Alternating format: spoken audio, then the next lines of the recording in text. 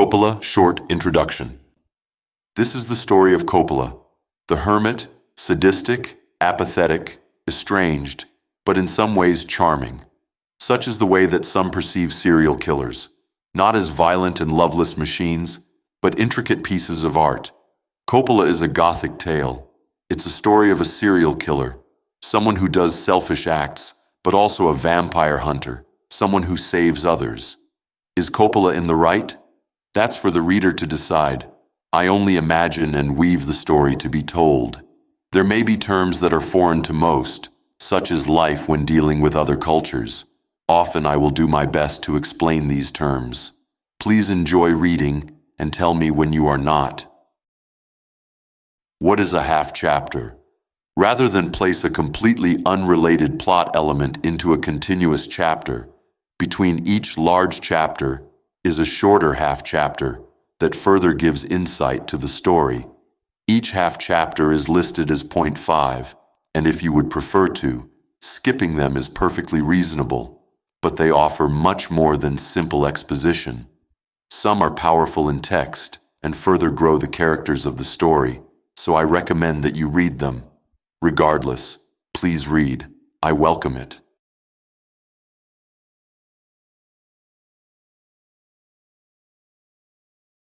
Act 1. Chapter 1. Il Ritorno. A wild rustle, a sudden quake. It appeared the carriage had struck a fault in the road. It discomforted him, disoriented his thoughts. Why would this road have such dreadful dents? This road was built before there were carriages, responded someone. Ah, I suppose that's true, he admitted. Coppola went back to his newspaper. The journal was extensive with current events, all matters of the world, political issues, great findings, discoveries, and French toast? Coppola groaned with dissatisfaction. His breakfast had landed on his newspaper. It was that dastardly dent. Cursed be these barren paths of despot, Coppola yelled. The carriage slowed. Everything all right there, sir? Yelled the coachman worryingly. He thought for a mere second, then responded, Yes, I believe I had a mishap with my breakfast. Ah, that'll do, sir, replied the coachman as he exclaimed aloud, Yah! The bright sun shone onto the carriage painted with a vermilion crimson. This was no carriage of common folk. This was aristocratic bourgeoisie. The doors were painted with the same color, and the shiny knobs on the doors were of pristine, polished brass. This coach was pulled by 2 white horses, Haflinger, if it can be recalled. The interior was just as magnificent as the outside, with felted floors and cushioned seats, and a triangular roof which let in no rain. As they trot and clop in the city, the coach passes by many local markets, street vendors selling their wares to passers-by. Tomatoes, vegetables, meats, bread, fish, talking, noise, talking. Ah! I wish they would all go away. I think we should kill 'em all. Make 'em disappear. We are going to remain here and read our soiled newspaper. We will leave when we get there, commanded Coppola. Indeed so, that this carriage had a destination, a palazzo. After a profitable excursion from his hometown, Coppola was to return home, post-haste by ordinance of his father. An esteemed gentleman, Eduardo was. After visiting many inns and a tiresome journey of 5 days, they had almost reached his destination. Signore, excuse me, shouted out Coppola as he brought himself forward. The coachman turned his head slightly as the horses tread through the street. Other carriages were clopping by and people were walking on the tired road, for they were no longer in markets, but more pleasant architecture and wondrous homes. Sir, when are we going to arrive? We are nigh to the palazzo, my lord, the horseman reported. Only a mere few minutes or so. Coppola had grown bored. He was no longer able to occupy himself with the news, since it had been soiled by his botched breakfast. It was too long of a journey for the sir to accommodate. He decided that if nothing else could keep his mind at bay, he ought to look outside. This way was an alleyway of houses and homes, but in each clearing from the buildings, Coppola could see the ocean. The gulls circled, and he could just imagine the ocean breeze in each glimpse he received. I wish we could go out there, on the ocean, and run free. None of this business with my father. Freedom, Coppola thought to himself. Being alone as a child, with nannies taking care of him, he truly felt at home with his thoughts. We must stay here. My father expects us to be there. I can't leave my entire heritage behind us, he replied. He looked down at his newspaper once more, still bitter. He hadn't noticed the article covered with syrupy oil. La biblioteca di Catania è stata bruciata. The library of Catania burns down. He closed his eyes in bliss as a wave of confidence blew over him. Ah, so it did burn down, and that bastard with it. Coppola softly chuckled, mischievously. After some time, the coach subsided. Coppola had reached his home, the Palazzo Coppola. It was called the Palazzo, but it was more so a mansion. A sharply dressed man exited the front door. He was dressed in a black jacket with white suit and black pants. His shined shoes reflected off the spring sunshine. Coppola knew this man. He was Ostu, the butler. He walked down to the limestone archway in the courtyard where the coach stood. He opened the door for the sir, and Coppola stepped out. Just as gallantly as the coach, Coppola was dressed like a king. His blonde hair was tied in the back by a knot. His suit was that of a lord, with uncountable buttons, each of pure silver. It was almost as if you were looking at King Louis himself, as the sun shone behind his face. His cuffs were white and fluffed, and his shoes were as noble as a feudal lord of old. All of it was perfect, besides the stain of syrup. "Thank the Lord for your arrival, signor," praised Ostu. "Your father has been—" "Yes, I know." Coppola walked down alone. The man, quickly grabbing a trunk from the coach, began following him, and Coppola walked faster. The coachman closed the door, and the carriage darted off, most likely to the stables. "Signor," called the man, "it is of importance that you wait until your father has called you." Coppola looked back, steadily walking. "Well, he's already done that, hasn't he?" The courtyard was a vast array of gardens, beautiful shrubs, trees, fountains, and ornate beds of bright yellow and sky-blue tulips. Coppola stepped up the marble stairs and pulled open two large doors, which had the family's crest, a blue and gold crest with a knight clad in silver armor. As he entered into the great foyer, Coppola took no time to marvel at the spectacle. 'Twas not his first entrance into these halls. He went straight for the stairs that led to his father's study. The foyer was ornate, with a bright chandelier hanging over the massive room. There were two wrapping staircases that went to the second floor. On the ground floor was the main ballroom, kitchen, and dining hall. Although there were many other rooms, too many to mention. As he headed up, an older woman noticed him as she dusted the glistening rails of the second floor. "Master Coppola, you have returned home," she said to him. "I'm not in the mood to converse, Miss Ramera," he replied. "Perhaps, after I am concluded with my paternal discussion, I shall speak with you." Miss Ramera was taken aback, but then went back to dusting. Coppola continued on, turning left and going down the hall. The carpets on this floor were a deep blue. It appeared that the Coppola name was highly associated with the color. Nonetheless, he turned right at the end of the hall. The butler continued after him, still persistent on his patience. "Master Coppola, please listen. Your father is currently—" Coppola opened the doors without hesitation. The study was as he had remembered it. There was a fireplace in the corner with a sword above it. There was a bookshelf with all of his father's favorite literature and the grandfather clock. Of course, there was his father's wooden desk with a swivel chair with a blue felt and black leather. Behind it, the great crest of the Coppola name. His father was leaning off his desk, talking with them. There were 3 men in the room. The men and his father stopped, shocked with surprise. His father looked at him, and then his shock turned into a grin. "Francisco Avanguardia Coppola," he announced. "There's syrup on your coat." Coppola had a rush of embarrassment. How thoughtless of me to rush in without a change of my clothes, he regrettably thought. "Is this your son, Eduardo?" one of the men asked, walking towards Coppola. Yes, this is my son, Francisco," Eduardo presented. "How are you, my son?" "It is well, father," Coppola replied, bowing his head. His father approached him and wrapped his arm around his shoulders. "Son, I present to you Alessandro Emilio, Baroni of Trapani. And this is Ronaldo di Campo, Baroni of Catania. You may have met him before, when you were a boy." These two men were of high standing. Coppola felt his pride shatter. Perhaps he should have gotten himself more decently clothed before meeting such esteemed gentlemen. Alessandro Emilio was dressed as pleasantly as Coppola, if not more gallant. His clothing was a vermilion and golden color.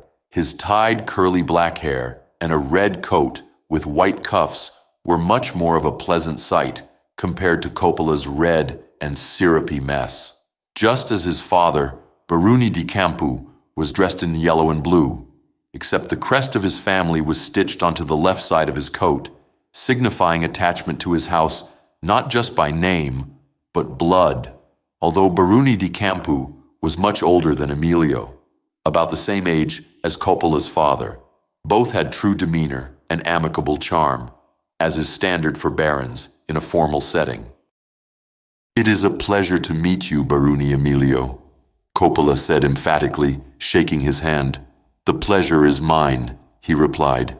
"And you, Baroni di Campo, it is a pleasure to see you once more," he said as he shook the baron's hand. Baroni Ronaldo put his hand over Coppola's hand as they shook. "As it is for me," Baroni di Campo responded, nodding with veneration. "My, has the son of Edoardo Coppola grown into a fine young man," Ronaldo di Campo thought, looking deep into Coppola's blue eyes, but finding no emotion, shaking the core of his being. His smile is endearing, but his eyes show he lacks the resolve to endear. Then they withdrew their hands and withdrew themselves as Coppola's father approached him. "Son, it is almost noon," his father professed. "Go downstairs and get a change of clothes," softly demanded Eduardo. "You are the same size, no weight gain recently." "I should be the same as I always am." Coppola nodded and smiled lightly. "Wonderful. I will have the table ready for us at noon, and I believe our two guests will be attending as well," assured Baroni Coppola. Emilio and Di Campo nodded, leaning on the oak desk. "It would be my pleasure," replied Baroni Di Campo. "Yes, now go on, boy. Don't keep us waiting too long," his father said, but stopped Coppola before he left. "How was the hunt, my boy?" he asked with a proud smile. Coppola froze. In front of him, all he saw was a wall of fire. The hunt was good, plentiful. As Coppola walked out of the study and into the upper level of the foyer, he heard something distant that caught his ear. Did the library truly arise into flames? Coppola stopped, hoping to listen to anything. Yes, what a tragedy. All the knowledge lost. Have you heard any news about King Francesco? I heard he was planning to get the remaining Austrians out of our kingdom, Emilio recalled. Coppola continued to walk. It was clear he was of no suspicion to be related to the fire in Catania. Wouldn't it be more exhilarating on the run from the law, racing for refuge, he thought, and killing anyone who steps in our path, also thought Coppola, or being a man of reason and going downstairs to get changed, he commanded. He looked down and touched his coat. The syrup spread on his fingers stickily. Lick it. Are you mad? That's completely unsanitary. It's syrup. Lick it. Enough. We are going to the dresser at once, Coppola commanded as he brushed the syrup back on his coat. He walked back to the upper level where the maid was. Has it been well, young master? She asked. Indeed, Miss Romera. Very well, Coppola responded with a blank face, not even looking at the maid as he walked back down the stairs. The main dining hall is beyond the stairs, the kitchen to the right, and to the left of the stairs, the dressing room. Coppola trod over to the door leading to the dressing room. It was a wide room, sunshine gleaming through the elongated windows. There were wardrobes, most likely filled with clothing. On the wall to Coppola's right was a mirror that covered the entire wall. In the room, there was a table with needles, threads, and patches. Sat next to this table, a shrewd man, with fingers so delicate and light, and spectacles leaned over the edge of his nose, as if they were to fall. Opening the door, the man's attention shifted to Coppola. "Ah, young Coppola," the man called. Coppola did not like people who called him young. He was a man. It didn't make him any less that he was younger. "Yes, you seem to have stained it." The man had already noticed the brownish stain on Coppola's coat. "This is not the first time I've had to clean stains off your clothing," said the dresser, winking and giving a grin. "Unfortunately, it is not, Marco, nor will this be the last time," Coppola sneered. He undid the tie in his hair, letting his light blonde locks flow freely. He moved his head to let the hairs spread. "Make this brief. I am expected to be at lunch shortly." "As you wish, young Coppola," Marco vowed. "It will not be long." He took off the master's coat, his heels, and his garments. Marco smelled the scent of his clothing. It was as if Coppola had been at a fireplace for hours on end. The single whiff of the coat was enough to have Marco in a daze, but he returned to his senses and remained focused on his task. "I suppose that you haven't gained any weight?" Marco asked. "Are you the same size?" "Yes, I believe I am," agreed Coppola. "I haven't been snacking on desserts while I was out." Marco nodded and grinned. He picked a blue coat with brass buttons and a yellow streak, similar to the coat his father was wearing. Marco opened the wardrobe and grabbed a pair of pantaloni azzurri. He opened the shoe drawer below the wardrobe, taking out a pair of recreational shoes. They were size 12, a perfect fit for Coppola. Coppola was fitted with his blue pants. Then he sat on the dressing chair, a designated satin chair for dressing, as the name implies. Marco slipped each one of the shoes on Coppola's white socks. Lastly, his noble coat was placed onto him and made tidy. He had been transformed to a more dignified sport of a gentleman, a true baron's son. "Is there anything more I can do for you, sir?" "May you put the tie back into my hair and braid it once more?" "With pleasure, my liege." Marco bowed. As Marco braided Coppola's hair, he looked into the mirror. His eyes were full of gladful joy. But the master, his eyes were cloudy, almost empty in terms of life and prospect. It made Marco unsettled, but he continued his work, braiding the master's hair and tying it once more. "My work is done, Master Coppola," smiled Marco, fixing his glasses. "I hope my service is good, as it has been." "It has been wonderful, Marco," Coppola said, as he put his hand onto the dresser. "Thank you for your continuous service." Marco's smile widened as Coppola left the dressing room and began to enter the dining hall. When he entered, the three men were sitting down, ready for the afternoon meal. The grand table of the dining hall was set for only them. There were 3 plates, 5 forks, a set of spoons, and a small saucer for butter. This was customary for a formal dinner setting. While it was no spectacle to Coppola, the dining hall was certainly a hall. With multiple candlelit chandeliers, multiple candlesticks were set onto the board, and ornate chairs carved with the Coppola brand were laid before the table. The chair at the end, where his father sat, was superior to the others. A blue velvet and leather-bound chair, almost like a throne in terms of size. As he walked into the splendor, their talks shushed for a moment. "Ah, there he is. Have a seat, Francesco," his father demanded, but not harshly. Coppola sat across from Emilio. "Alessandro, did you know my son is named after my grandfather?" Emilio's eyes brightened, as if a light bulb lit inside his mind. "As in Baroni Francesco, the commander who fought the Ottomans." "You know your history well, Alessandro," praised Baroni Coppola. "Indeed, he was later awarded the title of Baroni, which began with his brave front at the Battle of Corfu, At least that's what my father told me.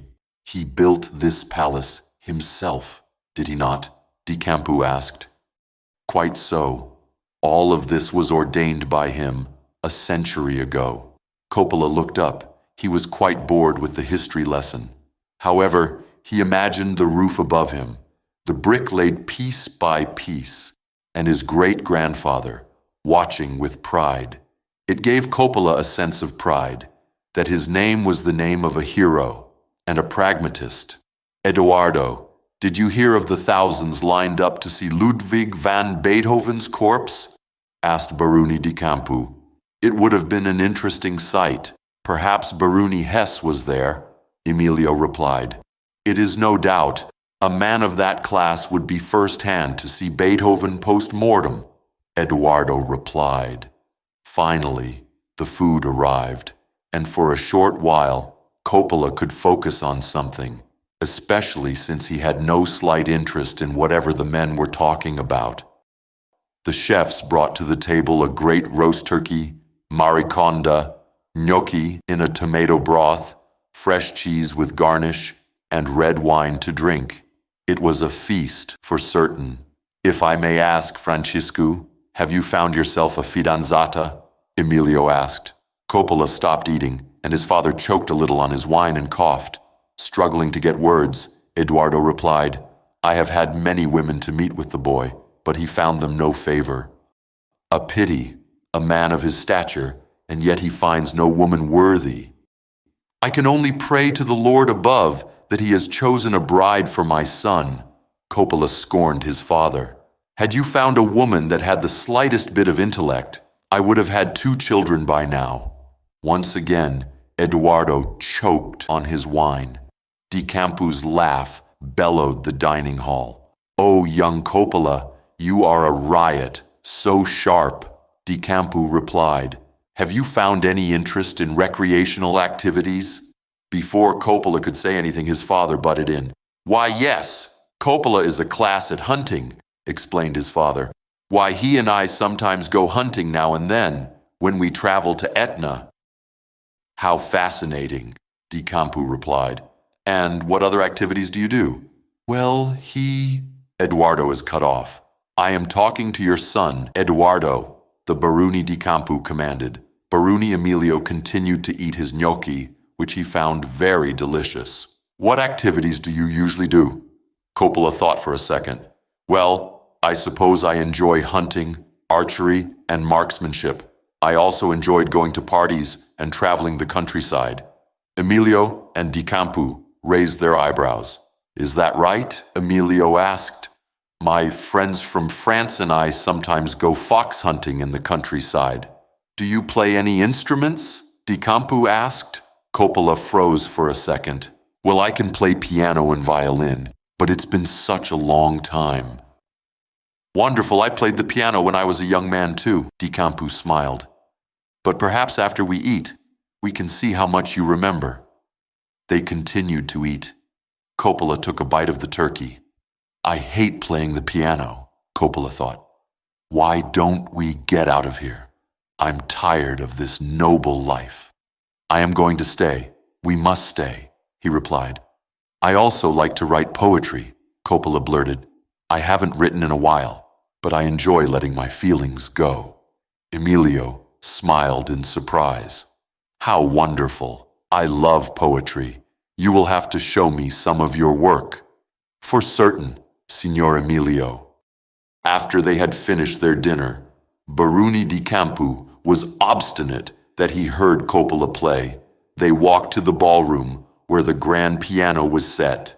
Young Coppola, do you know Beethoven's Moonlight Sonata? Yes, of course, Coppola responded. Could you play the first stanza for me in honor of the great composer's death? Coppola sat at the piano, stretched his hands, and began to play. Unfortunately, when he began to play the wrong note, Di Campo knew immediately. No, it's like this. Di Campo began to play the correct part, which Coppola copied. Excellent work, Di Campo said proudly. If you're so good at teaching, why don't you play something then? Eduardo flaunted. All right then, would you move out of the way, Francisco? I need to show your father a true man's promise. Coppola moved from the chair, and without hesitation, Di Campo began to play Rondo alla Turca from memory. After the first playthrough, he decided to do his own variation of it, adding slight inflections and a counter melody. When he was finished, Eduardo and Emilio clapped. "Well done, Ronaldo. You're quite the pianist." "The pleasure is mine, Eduardo." They walked outside into the vast courtyard. The smell of spring roses brings an aroma of pleasure and sweet delight. A soft wind blew in their faces, brushing their hair with a soft breeze. "If you're interested in poetry, young Coppola," Di Campo began, "I have quite a vast library of poetry at my estate." Coppola interjected, "Do you have any epics of mythology or superstition?" Di Campo was surprised and rather delighted by his question. "Why, yes," he replied. "I should have a number of epics by Homer and other classics. If you desire, I can send them to you." "That would be most excellent," Coppola replied with a grin. Eduardo was proud of his son for not only acting like a man, but for growing interest in his noble affairs. "That reminds me," Di Campo said. "Your father said you were near Catania, where I live, this past week." Coppola kept himself calm and responded, "Why, yes, I was in the area. Why do you ask?" "Well, I was wondering if you were near our wonderful library, which has been so unfortunately burned to ashes," Di Campo remarked. Emilio frowned in pity. "I'm not sure I was in that section of the city. I was there for some personal affairs, on the road to Etna." Di Campo nodded in understanding. He then put his hand in his pocket. "I wonder how it was set ablaze." He reminisced, all those centuries of history and writing put to rest. As they talked, sounds rumbled in Coppola's mind. When he blinked and looked up, all he could see was the burning library in front of him, and he began to laugh, maniacally without control, as he heard the screams of a man within the flaming libraria. He felt not just pride, but victory, honor, and power. "Son, are you all right?" Coppola had been frozen, unresponsive while he was imagining what he had done. He snapped to his senses. "Oh yes, I am all right," he responded. "I'm wonderful." "Good, excellent," Emilio replied with a smile. "We were just talking and wondering what the cause of the fire could have been." Coppola thought, "With how Catania is, there's no telling. A drunk could have set it ablaze. Perhaps a lantern fell and sent it into flames. After all, it's merely wood and paper." Emilio was in shock from his insight. Was he the one who set it on fire? Emilio thought. How absurd! Francisco would have no motive to set a library on fire. Why would such a bright young man do that? "That is most probable," Emilio replied. "With the many visits I have to Catania, there are simply many issues with it, and I wish someone would resolve them." He sneered, focusing his eyes onto Baruni di Campo. "It is a process that is taken in stages," he alibied. They all laughed at this remark. As Baruni di Campo and Emilio leave the palazzo, Emilio walks to Coppola. "Say, I'm having a party soon, and if you'd like to attend, we could use someone who can liven it up, make it less dull, if you're not busy." Coppola's mind wanted to resist, but he regained composure. "That would be wonderful. I will be there," Coppola said. Baruni Emilio grinned with glee. "Yes, very well. Goodbye, young Francisco. I will send you those books in due time." Di Campo waved as he entered his carriage. They both set off, and Coppola and his father entered the palazzo once more. For the sun was setting, and a new age was to begin, not just for Coppola, but for the world. So what happened in Catania?